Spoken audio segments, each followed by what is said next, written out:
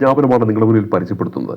107/2025 category നമ്പറിൽ വന്ന സർക്കാർ ഉടമസ്ഥയിലുള്ള വിവിധ കമ്പനികൾ, കോർപ്പറേഷനുകൾ, ബോർഡുകൾ എന്നിവയിലേക്കുള്ള ലോവർ ഡിവിഷൻ ടൈപ്പിസ്റ്റ് തസ്തികയിലേക്കുള്ള വിജ്ഞാപനമാണ് കേരള PSCയുടെ വെബ്സൈറ്റിൽ പുതുതായിട്ട് വന്നിരിക്കുന്നത്. ഈ ഒരു വിജ്ഞാപനത്തിൽ പറയുന്ന പ്രധാനപ്പെട്ട കാര്യങ്ങൾ നമുക്കൊന്ന് പരിചയപ്പെടാം. ഒഴിവുകളുടെ എണ്ണം പറഞ്ഞിരിക്കുന്ന പ്രതീക്ഷിത ഒഴിവുകൾ എന്നാണ് നൽകിയിരിക്കുന്നത്. നിയമന രീതി നേരിട്ടുള്ള നിയമനമാണ്. പ്രായപരിധി 18 മുതൽ 36 വയസ്സാണ്. ഉദ്യോഗാർത്ഥികൾ 2/1/1989 1/1/2007 ഇടയിൽ ജനിച്ചവരായിരിക്കണം. പിന്നെ ഏതൊരു വിജ്ഞാപനം പോലെ തന്നെ ഉയർന്ന പ്രായപരിധി ഈ പറയുന്ന സംവരണ വിഭാഗങ്ങൾക്ക് ഈ ഒരു വിജ്ഞാപനത്തിലും നൽകിയിട്ടുണ്ട്. ഇനി ഇതിന്റെ യോഗ്യതയിലേക്ക് വരുമ്പോൾ SSLC പാസ്സായിരിക്കണം, അല്ലെങ്കിൽ തതുല്യ യോഗ്യത. ടൈപ്പ് റൈറ്റിംഗ് മലയാളം KGTE ലോവറാണ്. ടൈപ്പ് റൈറ്റിംഗ് ഇംഗ്ലീഷ് ലോവർ KGTEയും കമ്പ്യൂട്ടർ വേർഡ് പ്രോസസ്സിംഗ് അല്ലെങ്കിൽ തതുല്യ യോഗ്യത. 2002 ജനുവരി മാസത്തിന് മുമ്പ് KGTE ടൈപ്പ് റൈറ്റിംഗ് പാസ്സായിട്ടുള്ള ഉദ്യോഗാർത്ഥികൾ കമ്പ്യൂട്ടർ വേർഡ് പ്രോസസ്സിംഗിലുള്ള സർട്ടിഫിക്കറ്റ് അഥവാ തതുല്യ സർട്ടിഫിക്കറ്റ് പ്രത്യേകം ഹാജരാക്കണം.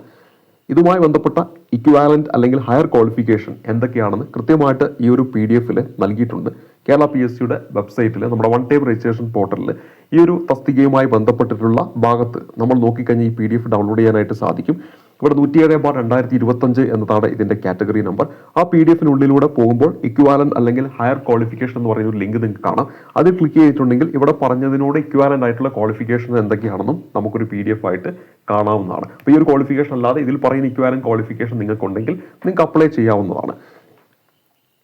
പ്രധാനമായിട്ടും ഇത്രയും കാര്യങ്ങളാണ് ഇവിടെ അറിഞ്ഞിരിക്കേണ്ടത്. ഇനി നമ്മുടെ വൺ ടൈം രജിസ്ട്രേഷൻ പോർട്ടലിലൂടെയാണ് അപേക്ഷിക്കേണ്ടത്. നിങ്ങൾ രജിസ്റ്റർ ചെയ്തിട്ടില്ലെങ്കിൽ കേരള PSCയുടെ വെബ്സൈറ്റിലൂടെ one time registration portal register ചെയ്ത ശേഷം മാത്രം എന്ത് ചെയ്യുക, അപേക്ഷിക്കുക.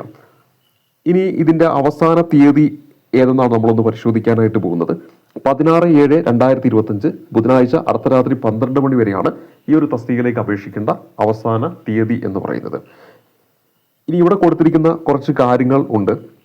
അതായത് നമ്മൾ ഇതിനു മുമ്പ് നമ്മുടെ കേരള PSCയുടെ ഇത്തരത്തിലുള്ള നോട്ടിഫിക്കേഷൻ വരുമ്പോൾ അവിടെ കൊടുക്കാതിരുന്ന ഒരു കാര്യങ്ങൾ ഇവിടെ എടുത്ത് കൊടുത്തിട്ടുണ്ട്. അതിലൊന്നാണ് ഉദ്യോഗാർത്ഥി അപേക്ഷയിൽ അവകാശപ്പെട്ട ജാതി അല്ലെങ്കിൽ സമുദായം SSLC ബുക്കിൽ രേഖപ്പെടുത്തിയിരിക്കുന്നതിൽ നിന്ന് വ്യത്യസ്തമാണെങ്കിൽ നോൺ ക്രീമിലെയ സർട്ടിഫിക്കറ്റ് അല്ലെങ്കിൽ ജാതി സർട്ടിഫിക്കറ്റിനോടൊപ്പം ജാതി വ്യത്യാസം സംബന്ധിച്ച ഗസ്റ്റ് വിജ്ഞാപനം കൂടി പ്രമാണ പരിശോധന സമയത്ത് ഹാജരാക്കേണ്ടതാണ്.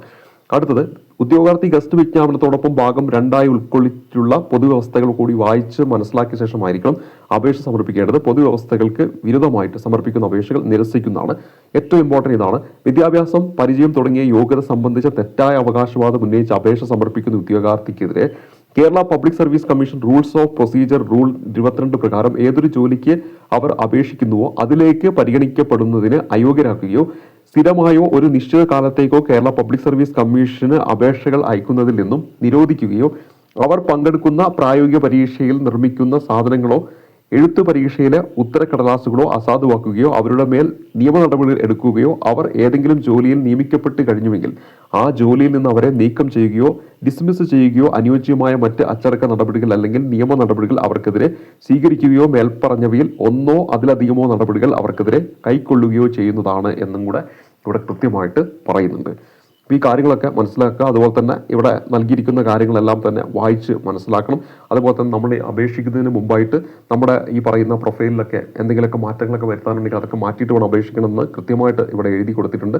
അപ്പോൾ ഈ പറഞ്ഞ കാര്യങ്ങളെല്ലാം തന്നെ നല്ല രീതിയിൽ വായിച്ചു നോക്കി ഈ പറയുന്ന ക്വാളിഫിക്കേഷൻസ് ഒക്കെ ഉണ്ടെങ്കിൽ നമുക്ക് അപ്ലൈ ചെയ്യാവുന്നതാണ്. Category number 107/2025. നമ്മളോട് പരിചയപ്പെടുന്നത് സർക്കാർ ഉടമസ്ഥയിലുള്ള വിവിധ കമ്പനികൾ, കോർപ്പറേഷനുകൾ, ബോർഡുകൾ എന്നിവയിലേക്കുള്ള ലോവർ ഡിവിഷൻ ടൈപ്പിസ്റ്റുമായി ബന്ധപ്പെട്ടിട്ടുള്ള നോട്ടിഫിക്കേഷനാണ് പരിചയപ്പെട്ടത്.